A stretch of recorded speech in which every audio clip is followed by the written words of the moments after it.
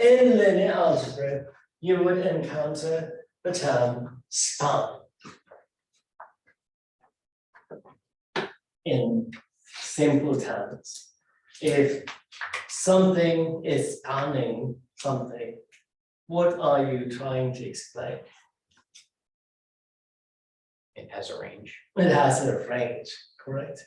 So the span simply mean it with respect to coordinate system mean the range of the space that you're referring to. If you took the real number line, it's got a span. What is the span of the real number line? All real numbers, Where does it go from to negative to infinity to positive infinity? But in terms of vectors, every single point on that real number line can be represented by what we call a basis vector.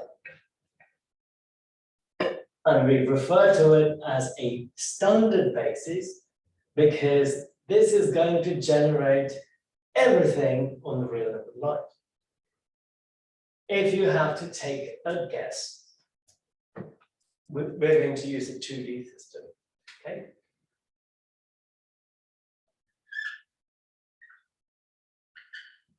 Zero,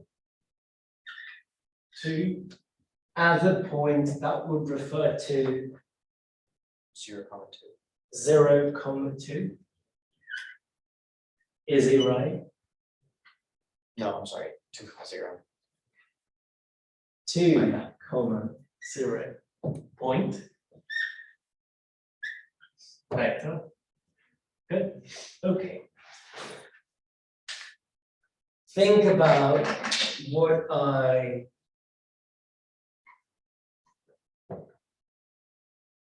said about scalar multiplication. And look at this vector. This vector is the result of another vector obtained through scalar multiplication.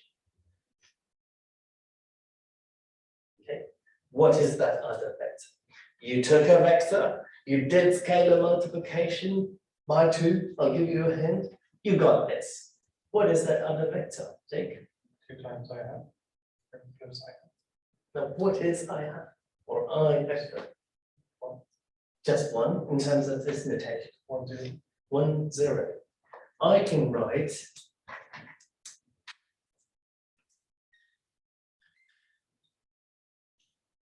one, 0 multiplied by 2. When I first started class, I said if it is 2, it's just a number. But if I want to represent a vector, I would write it as 2i vector. That is I vector. Flip the axes. Over here, it would be 0, 2. 0, 2 was obtained by multiplying 0, 1 by 2. Agree? 0, 1 is J vector. Even though it's 2 here, 2 there, different directions. Yet again, not yet, once again, you see the purpose of vectors or vector notation. Wait, so 0, 1 is the same as 0? I don't get that. What? How, if the 0, 1 is 2j vector, and then the 1, 0 is also 2j vector. That's I, there's no J. Oh, This is okay. I, Okay. that's my I. You write J that way? I'm going this way here, that way. I, J. Okay. This is my right, this is I, that is J, my bad. With me? Here's a question.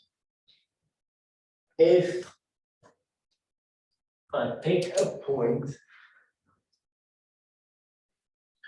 sorry, vector -2, comma 3. Standard coordinate system, 2 dimensions.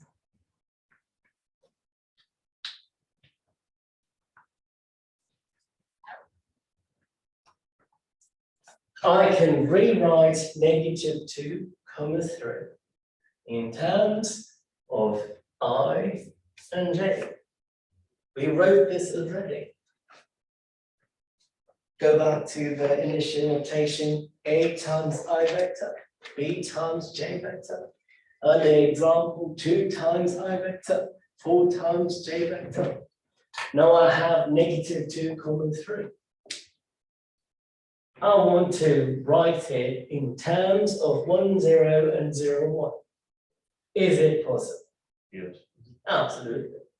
I can write it as -2 times 1, 0. Yes, plus +3 times 0, 1. With me? 1, 0, I vector. 0, 1, J vector.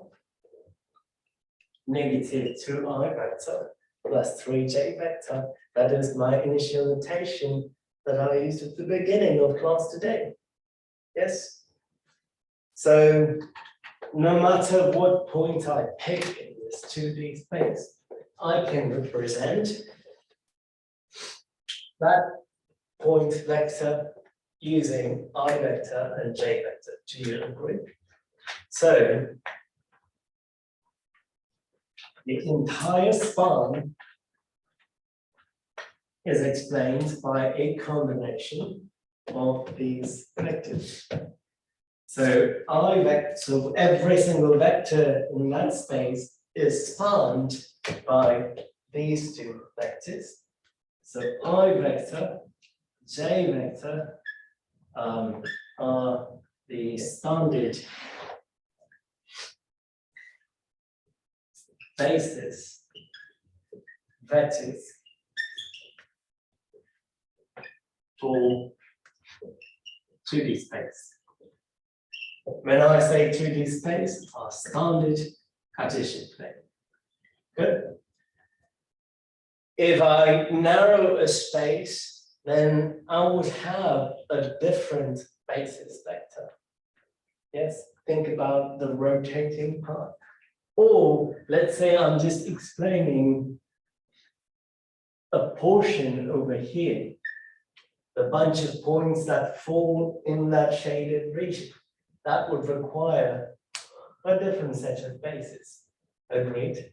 So I don't want to get into too much linear algebra. So the vector I, 1, 0, vector J, 0, 1 are the basis vectors for the standard coordinate space, 2D, hence standard basis. We call them basis vectors because the entire space is generated or can be generated using those 2. Good? Hence basis vectors. If you extend this to 3 dimensions, what would the basis vector be? Same thing, but you'd add a K vector. Same thing. I would add a K vector. I would be 1, 0, 0, J Of 0, 1, 0, K. 0, 0, 1. Agree? Yes. Okay. 40 basis vector.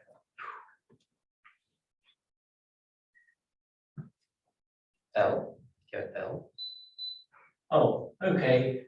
I, J, K, L. I think it might be L. Well, we could have started with H2, but that's fine. I didn't hate it. Okay, go ahead. 1, 0, 0, 0. And 0, 1, 0, 0. Okay, 0, 0, 1, 0. And 0, 0, 0, 1. Agreed. Every single point in the four-dimensional hypercube can be, or four-dimensional space will be spanned by combining those. Good. So that would form the standard basis vector for the 4D space. You can extend this to n-dimensional infinite. Good.